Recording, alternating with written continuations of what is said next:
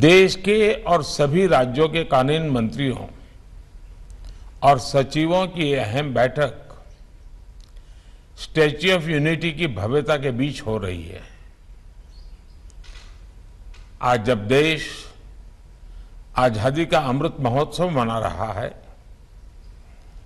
तब लोकहित को लेकर सरदार पटेल की प्रेरणा हमें सही दिशा में भी ले जाएगी और हमें लक्ष्य तक पहुंचाएगी भी। साथियों, हर समाज में उस काल के अनुकूल न्याय व्यवस्था और विभिन्न प्रक्रियाएं, परंपराएं विकसित होती रही है। स्वस्थ समाज के लिए, आत्मविश्वास से भरे समाज के लिए, देश के विकास के लिए भरोसेमंद और त्वरित न्याय व्यवस्था बहुत ही आवश्यक है। जब न्याय मिलते हुए दिखता है तो संवैधानिक संस्थाओं के प्रति देशवासियों का भरोसा मजबूत होता है और जब न्याय मिलता है तो देश के सामान्य मानवी का आत्मविश्वास भी उतना ही बढ़ता है। इसलिए देश की कानून व्यवस्था को निरंतर बेहतर बनाने के लिए इस तरह के आयोजन बेहद अहम है। साथियों, भारत के समाज की विकास यात्रा हजारों वर्षों की है। तमाम चुनौतियों के बावजूद भारतीय समाज ने निरंतर प्रगति की है, निरंतरता बनाए रखी है। हमारे समाज में नैतिकता के प्रति आग्रह और सांस्कृतिक परंपराएं बहुत समृद्ध है। हमारे समाज की सबसे बड़ी विशेषता यह है कि वो प्रगति के पथ पर बढ़ते हुए खुद में आंतरिक सुधार भी करता चलता है। हमारा समाज अप्रासंगिक हो चुके कायदे, कानूनों, कुरीतियों, रिवाजों उसको हटा देता है, फेंक देता है। वरना हमने ये भी देखा है कि कोई भी परंपरा हो, जब वो रूढ़ी बन जाती है तो समाज पर वो एक बोझ बन जाती है और समाज इस बोझ के तले दब जाता है। इसलिए हर व्यवस्था में निरंतर सुधार एक अपरिहार्य आवश्यकता होती है। आपने सुना होगा, मैं अक्सर कहता हूं कि देश के लोगों को सरकार का अभाव भी नहीं लगना चाहिए और देश के लोगों को सरकार का दबाव भी महसूस नहीं होना चाहिए। सरकार का दबाव जिन भी बात से बनता है उसमें अनावश्यक कानूनों की भी बहुत बड़ी भूमिका रही है। बीते 8 वर्षों में भारत के नागरिकों से सरकार का दबाव हटाने पर हमारा विशेष जोर रहा है। आप भी जानते हैं कि देश ने 1,500 से ज्यादा पुराने और अप्रासंगिक कानूनों को रद्द कर दिया है। इनमें से अनेक कानून तो गुलामी के समय से चले आ रहे हैं। इनोवेशन और ईज ऑफ लिविंग के रास्ते से कानूनी अड़चनों को हटाने के लिए 32,000 से ज्यादा कंप्लायंसेस भी कम किए गए हैं। ये बदलाव जनता की सुविधा के लिए है और समय के हिसाब से भी बहुत जरूरी है। हम जानते हैं कि गुलामी के समय के कई पुराने कानून अब भी राज्यों में भी चल रहे हैं। आजादी के इस अमृत काल में गुलामी के समय से चली आ रहे कानूनों को समाप्त करके नए कानून आज की तारीख के हिसाब से बनाए जाना जरूरी है। मेरा आपसे आग्रह है कि इस कॉन्फ्रेंस में इस तरह के कानूनों की समाप्ति का रास्ता बनाने पर जरूर विचार होना चाहिए। इसके अलावा राज्यों के जो मौजूदा कानून है उनकी समीक्षा भी बहुत मददगार साबित होगी। इस समीक्षा के फोकस में ईज ऑफ लिविंग भी हो और ईज ऑफ जस्टिस भी हो। साथियों, न्याय में देरी एक ऐसा विषय है जो भारत के नागरिकों की सबसे बड़ी चुनौतियों में से एक है। हमारी न्यायपालिकाएं इस दिशा में काफी गंभीरता से काम कर रही है। अब अमृत काल में हमें मिलकर इस समस्या का समाधान करना होगा। बहुत सारे प्रयासों में एक विकल्प ऑल्टरनेट डिस्प्यूट रिजोल्यूशन का भी है, जिसे राज्य सरकार के स्तर पर बढ़ावा दिया जा सकता है। भारत के गांवों में इस तरह का मैकेनिज्म बहुत पहले से काम करता रहा है। वो अपना तरीका होगा, अपनी व्यवस्थाएं हो, लेकिन सोच यही है। हमें राज्यों में लोकल लेवल पर इस व्यवस्था को समझना होगा। इसे कैसे लीगल सिस्टम का हिस्सा बनाया जा सकता है, इस पर काम करना होगा।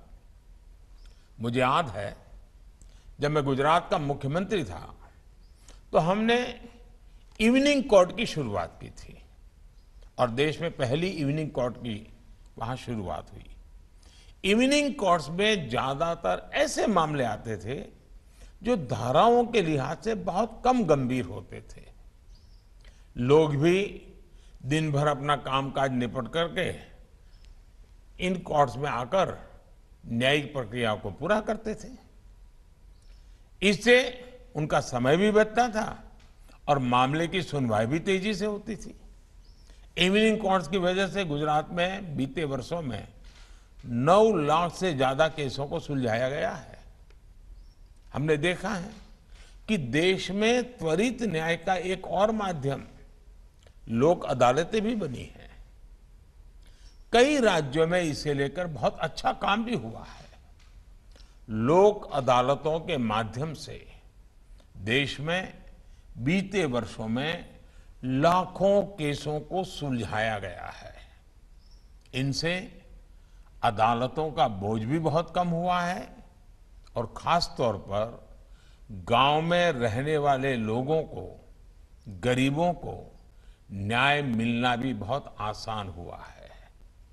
साथियों, आप में ज्यादा लोगों के पास संसदीय कार्य मंत्रालय का भी दायित्व होता है, यानी आप सभी कानून बनने की प्रक्रिया से भी काफी करीब से गुजरते हैं।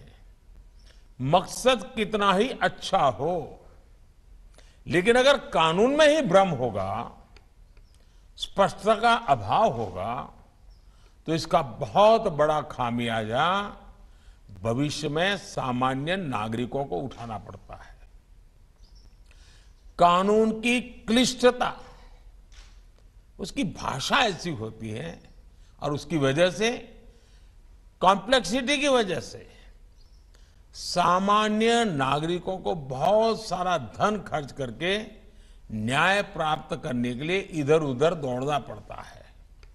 इसलिए कानून जब सामान्य मानव की समझ में आता है, उसका प्रभाव ही कुछ और होता है। इसलिए कुछ देशों में जब संसद या विधानसभा में कानून का निर्माण होता है तो 2 तरह से उसकी तैयारी की जाती है।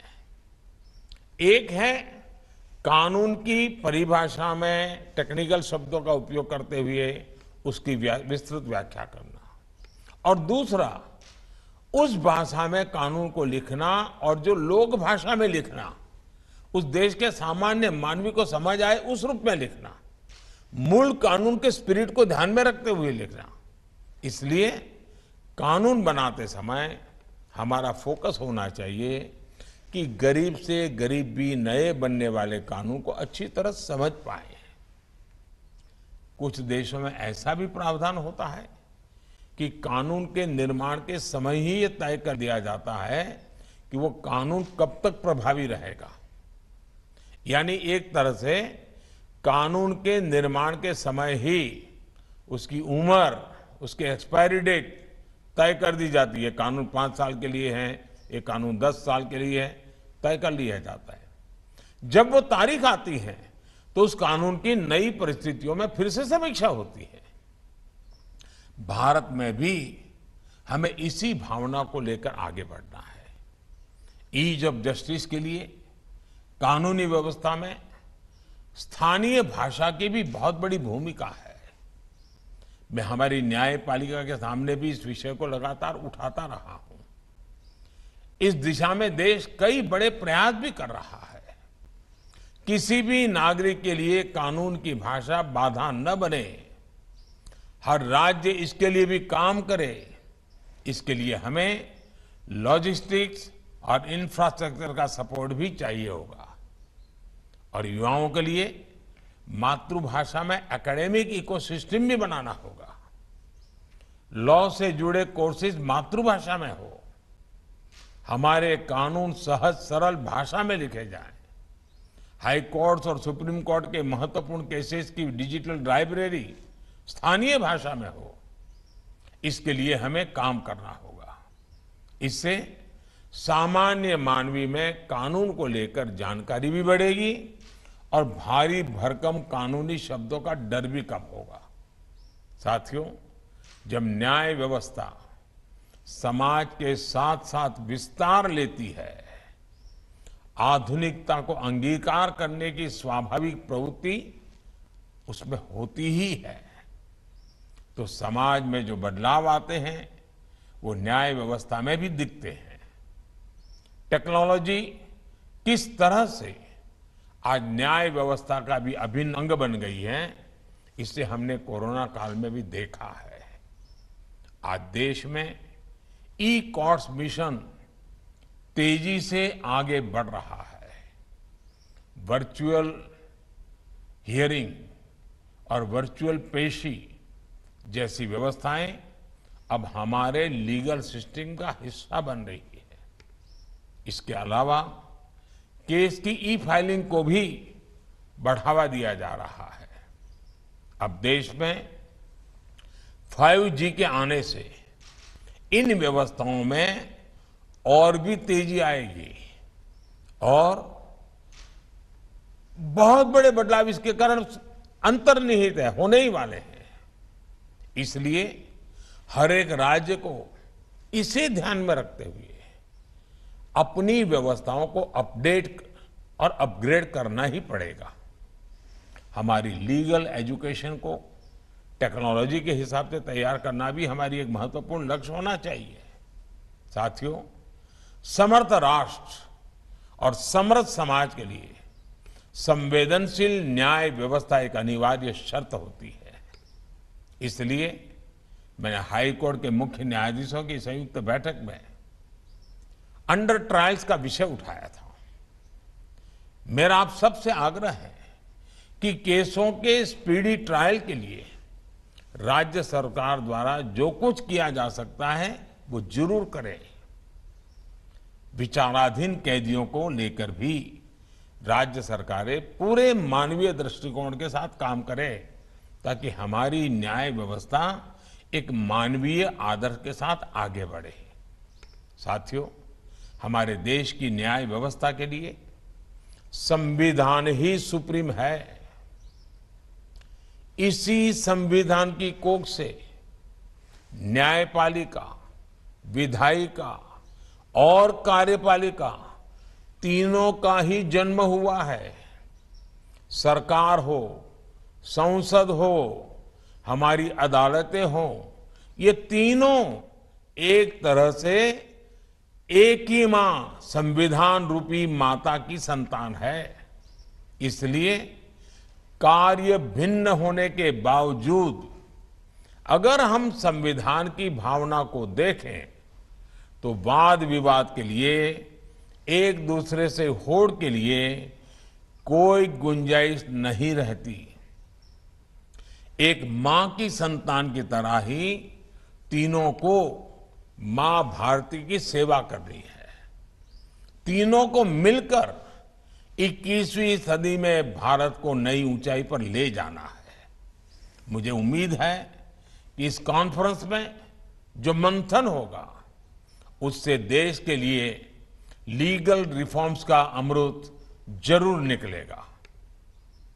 आप सबसे मेरा आग्रह है कि समय निकाल करके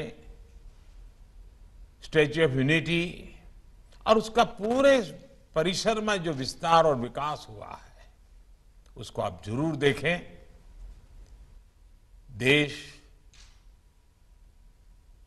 बहुत तेजी से आगे बढ़ने के लिए अब तैयार है। आपके पास जो भी जिम्मेवारी है उसको आप बखूबी निभाएं, यही मेरी आपको शुभकामनाएं हैं। बहुत बहुत धन्यवाद।